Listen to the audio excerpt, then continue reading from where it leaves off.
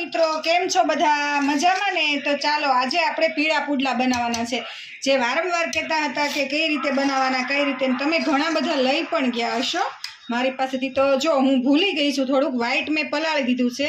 હવે આપણે એની અંદર જે હું નાના પેકેટમાં તમને જે લોટ આપું છું એ આપણે મિક્સ કરીશું. જો આનો એકદમ સરસ આથોય આવી ગયેલો છે. હવે આપણે મિક્સ કરીશું, પછી હું મસાલા બધા એડ કરું એ પણ બતાવીશ, અને પછી આપણે હવે બનાવવાની તૈયારી કરશું. ચાલો હવે હું બધું મિક્સ કરી દઉં છું. જે નાના પેકેટમાં લોટ આવે એ પણ મિક્સ કરી દઉં છું આમાં. એ જ્યારે તમે બનાવો ને ત્યારે જ મિક્સ કરવાનો છે, પછી એકદમ સરસ એને હલાવી નાખવાનું છે. જરૂર પડે તો પાણી નાખવાનું, અથવા છાશ તમે નાખતા હોય તો છાશ નાખવાનું, દહીં પણ નાખી શકો છો. એમ આપણે ઢોકળાનું પલાળીએ ને એ રીતનું સફેદ બેટર જ પલાળવાનું છે. નાનું જે આવે છે ને એ આપણે પલાળવાનું નથી. એની અંદર જે મિક્સ આવે છે નાનું પેકેટ, એ જ્યારે આપણે બનાવીએ ને ત્યારે જ નાખવાનું છે. પછી એકદમ સરસ મિક્સ કરી દેવાનું છે. પછી જો એટલું બધું જાડું પણ નથી રાખવાનું. તો ચાલો હવે હું તમને બતાવીશ કે કેટલું આપણે પતલું રાખવાનું છે. થોડું થોડું પાણી એડ કરતું જવાનું, મિક્સ કરતું જવાનું. પછી એની અંદર તમને ભાવતા શાકભાજી જેમ કે બટેટા છે, દૂધી, પાલક, મેથી, પછી આપણે જે ગાજર એવું બધું નાખી શકો. લસણ ભાવતું હોય તો લીલું લસણ, પાત્રાના પાન, સરગવાના પાન, એ બધું તમે અંદર એડ કરી શકો છો. જો આ રીતનું આપણે એકદમ સરસ આમ પુડલો પડે ને, જેમ કે આપણે ઢોસાનું બેટર રાખીએ ને એવું આપણે રાખવાનું છે.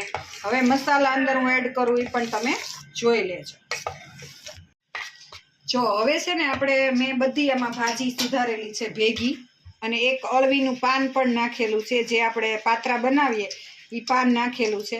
તમે દૂધી નાખી શકો, પછી બટેટું નાખી શકો, પણ મેં નથી નાખ્યું. અને ડુંગળી ભાવતી હોય ને તો ડુંગળી પણ નાખી શકો. એકદમ હેલ્ધી અને સરસ થાય છે. તો આ રીતને આપણે એની અંદર એડ કરી દેવાનું છે.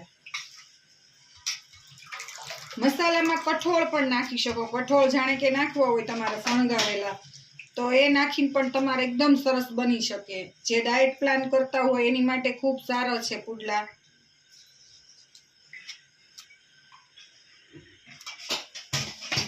હવે મેં છે ને લસણ, આદુ અને એક લીલું મરચું મેં એકદમ સરસ ક્રશ કરી લીધું છે. તમે લસણ ખાતા હોય તો નાખો, ન ખાતા હોય તો નહીં નાખવાનું. લીલું લસણની સિઝન હોય ત્યાં તમે પણ લીલું લસણ નાખી શકો છો. જો હું નાખું જ છું એક્ઝિબિશનમાં, તો જો આની અંદર મિક્સ કરી દેવાનું છે. હવે આ મરી છે જે મેં દળી લીધા છે, જેને બ્લેક પેપર પણ કહે છે. હવે અજમા છે. અજમા આપણે આ રીતને નાખવાના છે, એટલે સરસ મજાનો ટેસ્ટ આવી જાય.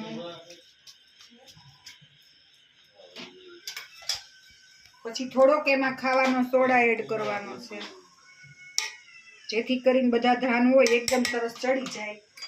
અને તમને થોડુંક સ્વીટ ભાવતું હોય તો થોડીક ખાંડ નાખી શકો છો. મારા ઘરમાં થોડુંક સ્વીટ ખાય છે તો મેં થોડીક ખાંડ નાખી છે અંદર. હવે સ્વાદ પ્રમાણે આપણે મીઠું નાખીશું.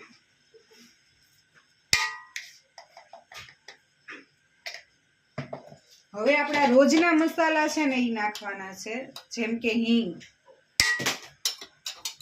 પછી તમે તીખું કેવું ખાવ એ પ્રમાણે તમે તમારા પ્રમાણે તમે લાલ મરચું નાખી શકો.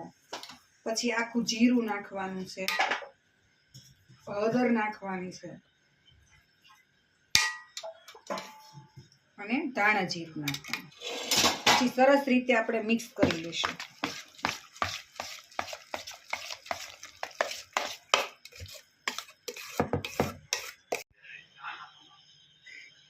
મારી લોટી ગરમ થઈ ગઈ છે સરસ. તો ચાલો હવે આપણે તૈયારી કરશું. જો આ એકદમ સરસ બધું મિક્સ કરી નાખ્યું, મેં તમને બતાવી દીધું છે કે કઈ રીતે બધા મસાલા નાખવાના. તમે બટેટું ખમણો, ગમે એટલા મસાલા તમને જે ભાવતા હોય, ફણગાવેલા કઠોળ, અને સેજ જાડો પાડવાનો છે એટલે એકદમ સરસ થાય. અને આ પુડલો અત્યારે ચોમાસાની સિઝનમાં તો ખાવા જ જોઈએ. તો ચાલો હવે હું તમને બતાવીશ કે કઈ રીતે પાડવાનો. અને એકદમ તેલે ઓછું જોઈ. તો આને ધીમે ધીમે કરીને તે જાડો રાખવાનો છે, અને પતલો કરવાનો નથી. પછી એની ઉપર આપણે સરસ રીતે તલ નાખવાનું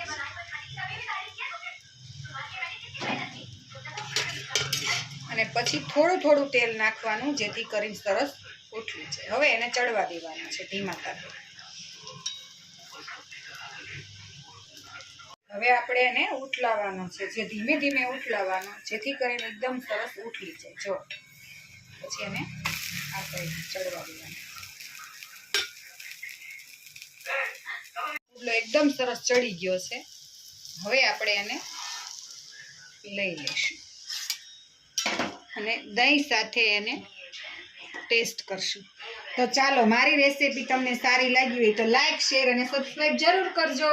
અને મારી પાસેથી દરેક પ્રકારના મિલેટના લોટ છે તો એ બધા તમે લઈ જાજો ને ઘરે જરૂર ને જરૂર ટ્રાય કરજો. અને ચોમાસાની સિઝનમાં તો એકદમ હેલ્ધી અને સારો નાસ્તો છે.